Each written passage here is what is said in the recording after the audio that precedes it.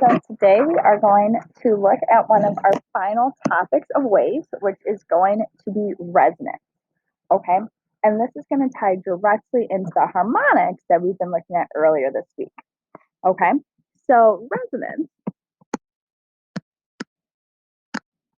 this is going to occur when an object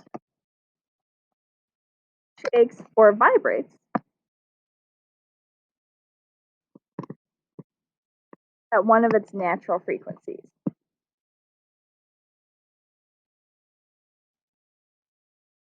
And what we mean by natural frequencies, that's going to be the frequency of one of our harmonics.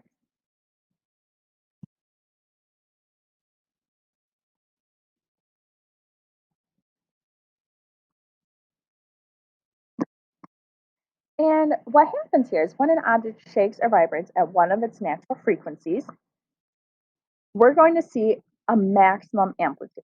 Okay, because we know when we have these harmonics, particularly when we were looking at standing waves earlier, we're going to end up with areas of destructive and constructive interference. And when we have that constructive interference, our amplitudes are going to add. So we're going to have a maximum amount of energy, a maximum amplitude. Okay. So a lot of times when this is going to happen, particularly with music or examples in engineering, such as the famous fail to come on Narrows Bridge, which we'll look at a video later, is when we have one object vibrating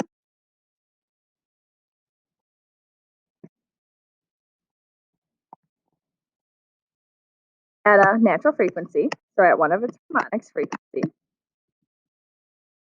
is going to cause a second object into motion.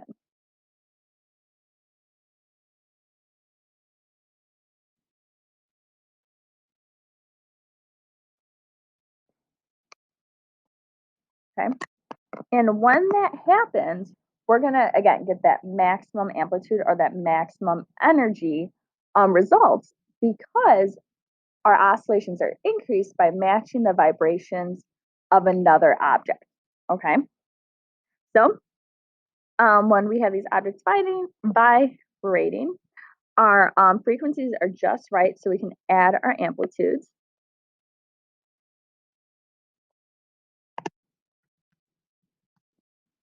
So we occur with an area of maximum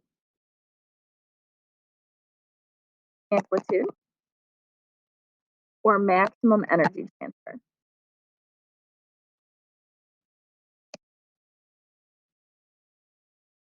Okay. And as a result, in terms of sound or in terms of music, when we have the maximum amplitude or maximum energy transfer, it's going to help make that sound louder and increase the displacement of our wave.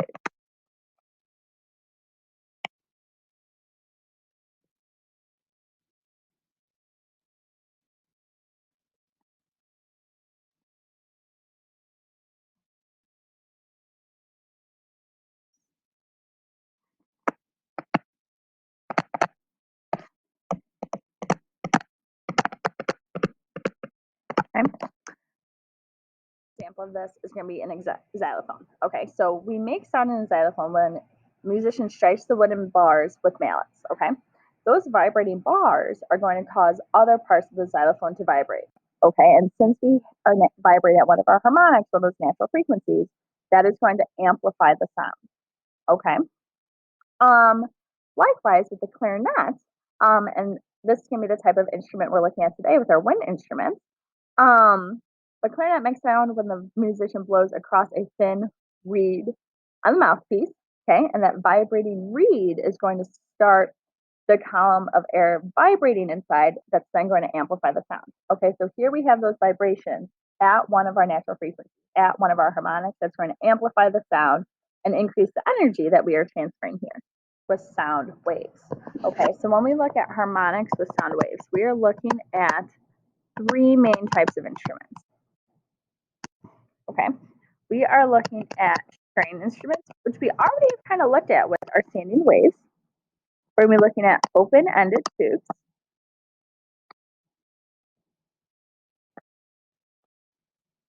And we're going to be looking at closed-ended tubes.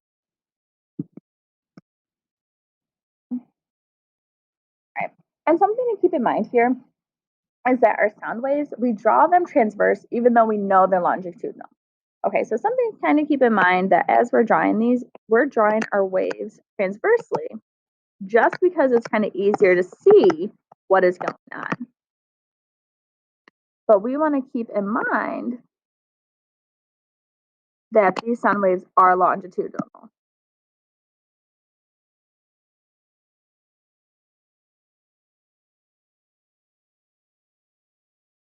Okay.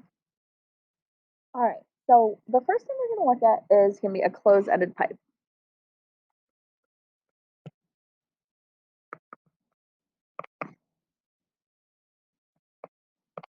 Okay. And an example of these guys is going to be when you blow across a bottle,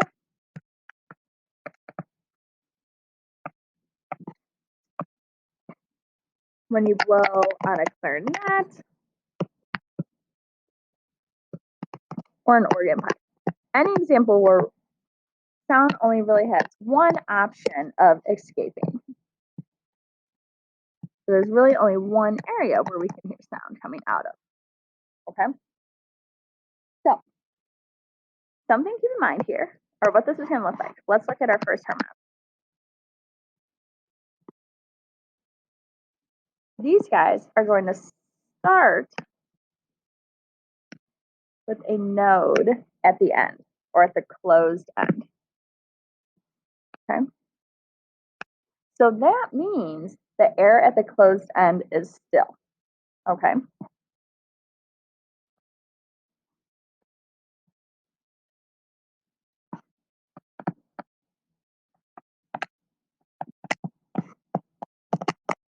Because if we have a node, we're not going to be able to hear anything. That's where our wave is motionless. So at the closed end of our tube, we're going to have a node, so that means that air is closed. The way these are going to work is instead of having half of a wavelength for our first harmonic, in this case, we're only going to have a quarter wavelength. Okay? We know for strings, our wavelength is typically like this. However, if we ended on a node on our open end as well, we would not be able to hear anything. So in order to hear noise come out of these instruments, we need to end on an antinode, which means we're going to want something much more of this shape. Okay, so something to keep in mind with these harmonics is that we need an antinode at our open end for sound to be heard.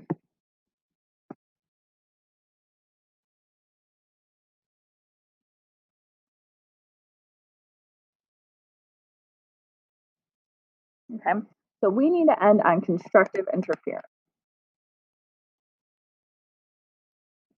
Okay, so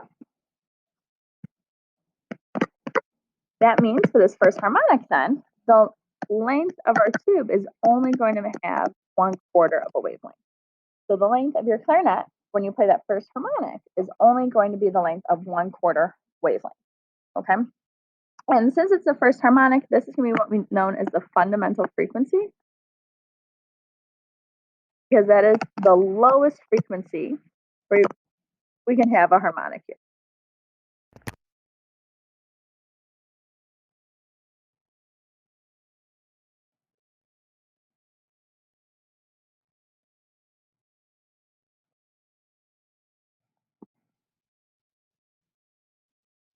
Okay, so that's going to be our first harmonic. We only have a quarter wavelength, and we're going to end on the antinode.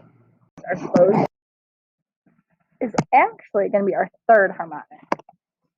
Okay, and we'll discuss why we skipped that second harmonic. So, if we want noise to be generated from our tube, we want to be able to hear noise coming out of that tube, we need to end at an antinode. Okay, because that's when our amplitude is greatest, we're going to have the loudest noise. When we have a node, that's when we have destructive interference, and our waves essentially cancel one another out, and we won't be able to hear anything. So we know we're going to have this node at the bottom, and our first harmonic is a quarter of a wave. So then the second harmonic would have been another quarter. So we would have ended that second harmonic on a node. okay? And we know if we want to be able to hear something, we're not going to be able to end on a node. We need to end on an antinode, okay? So that means we're not going to be able to just stop at the second quarter. We're going to want to go to the third quarter, okay? And here, I didn't draw that perfectly, so we'll fix that, okay? And then here is that going to be reflected. All right, so here we have two nodes in the third harmonic and two antinodes, because we have those two areas of maximum displacement.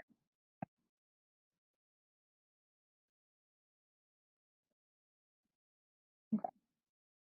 So if we look at this, the length of our tube, in the length of that tube, we are actually going to have 3/4 of a wavelength, because we have 1/2 as we come up to that second node, and then we add an extra fourth as we come to the ending of that tube to generate that antinode.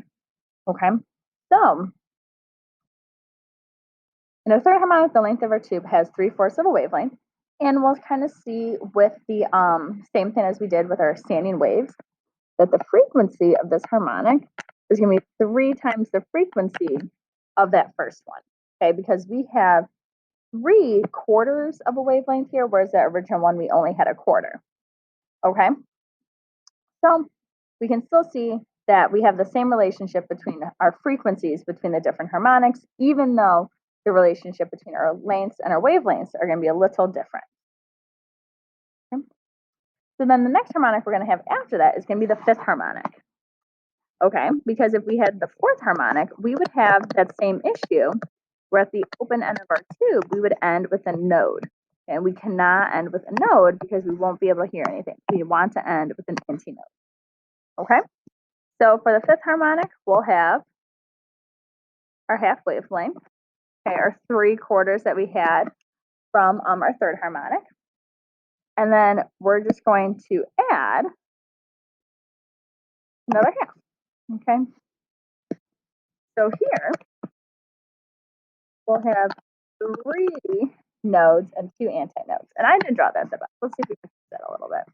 Make it a little bit more symmetrical. Okay.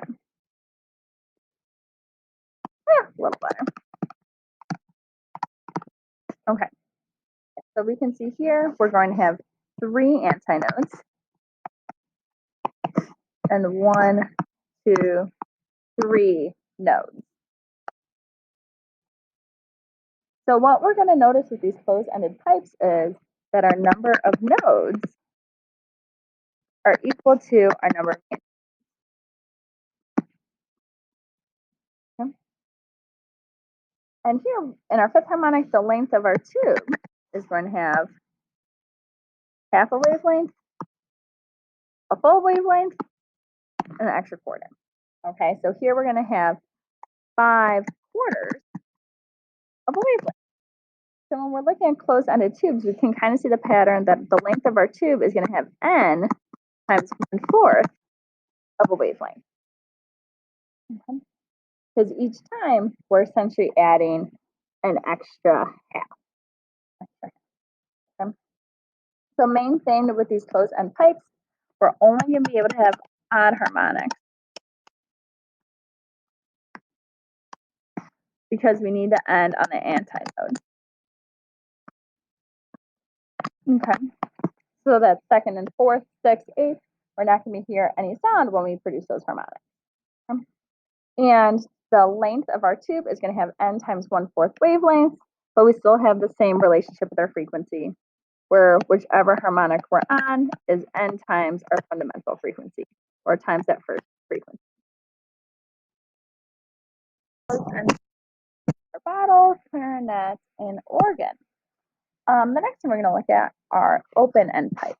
Okay, and this is going to be our last type of harmonic.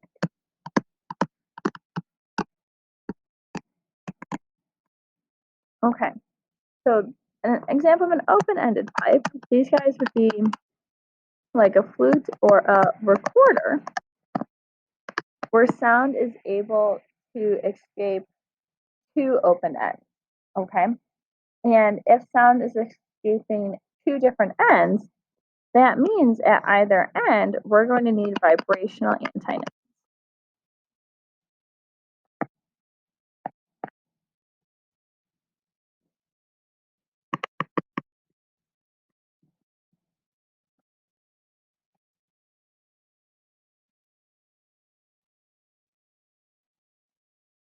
Okay. So in this case, looking at our first harmonic, this is going to be the first frequency where we can have a harmonic, an open-ended tube. So here, since we need antinodes at either end, our node is going to have to be in the middle. Okay.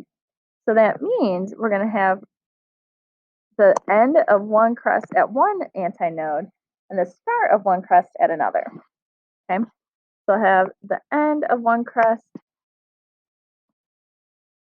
at one antinode and the start of a crest at the other antinode. Okay, so here we're getting sound at either end because we have two antinodes with that node in the middle. So it's in the middle of this instrument where we have that spot where we have that destructive interference and we're not producing any sound. So here, since we have the end of one crest to the beginning of another, the length of an open-ended tube is going to be equal to 1/2 of the wavelength. Okay, so for the first harmonic for a flute, the length of that flute would equal 1/2 of a wavelength. And this, of course, is at our fundamental frequency. Okay, that first frequency where we can experience the harmonic. Okay. Here, this one, we're going to be able to have all harmonics. Okay, so for our second harmonic, again, we're going to need two antinodes at either end of our tube. But we're just going to add another half wavelength. Okay? So we'll have the end of one crest, the start of another. So now we're going to continue on to be the end of a second crest. Okay. So here we have the pattern of crest to crest. So because of that, in our second harmonic, the length of our tube is actually equal to one wavelength. Because here we go from crest to crest. And in the second harmonic, we're going to have two nodes where we're not producing any sound and three antinodes. Okay, so that area of maximum displacement where our sound is getting more and more amplified as we're playing at our resonant frequency. Okay, and as you might see, we're following a similar pattern as with our harmonic. Okay, and that our second frequency is equal to that of twice of the first one. Okay, but also in that our length is equal to n over 2 wavelengths. Because if we have 2 over 2, that'd be the same thing as 1. So if we continue this pattern to then look at our third harmonic, okay, for an open-ended tube, here we're going to add another half of a wavelength. So we'll start at the end of one crest.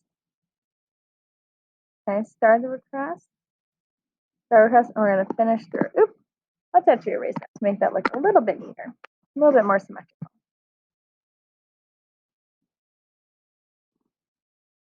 There you go, that's a little better. So here for our third harmonic, we're going to have 3 nodes.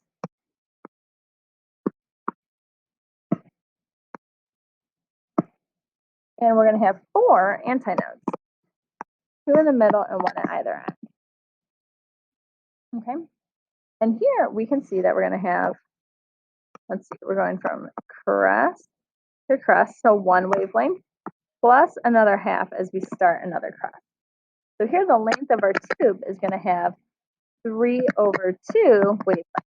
Okay, and again, that follows our pattern that the length of our tube has equal to our harmonic over 2 wavelengths. And here, the frequency of our third harmonic is going to be 3 times the frequency of our. Okay, so the big idea with resonance is that when we play something at its resonant or natural frequency where we produce these harmonics, we're going to amplify the sound. Because we're going to have constructive interference and keep adding and adding and adding to the amplitude until we get louder and louder. Okay? And we can see this in both closed-ended pipes and open-ended pipes, depending on what instrument that we are playing. Okay? So let me know if you guys have any questions. Otherwise, have a great day.